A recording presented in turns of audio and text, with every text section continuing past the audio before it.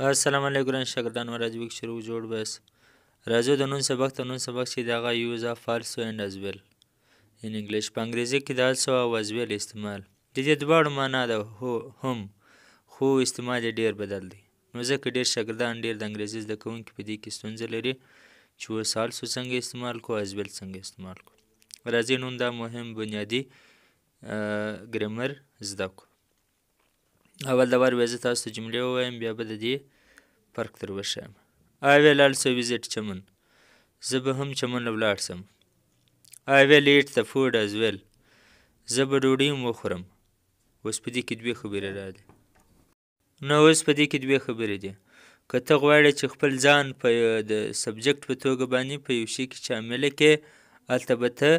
also استعمالوي که ته غواړې چې بل شی شامله کړې یو شی په دا کار کې شامل کې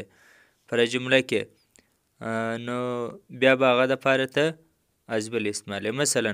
I will also visit چمن زه به هم چمن ته ولاړ سم یعنې بل څوک ځي ته هم ځان غواړې چې ورګډه کړې نو په دې وجه به ته also استعمالوي تا خپل ځان ورګډ کړې که چېرته غواړې بل شی ور اضافه کړې بل شی ور شامله کړې هغه دپاره بیا ته as well استعمالوي او as well چې دي اکثره وختونه د جملې په اخره کې راځي مثلا I will eat the food as well زه به ډوډۍ هم وخورم یعنې یو بل کار مخکې پاتې دی هغه به هم وکړم او ډوډۍ به هم وخورم نو دا د دې دوو استعمالولو دا یوه معنا یې خو نه دواړه د یوه ده چې معنا هم اوس نو تاسو داسې وکړئ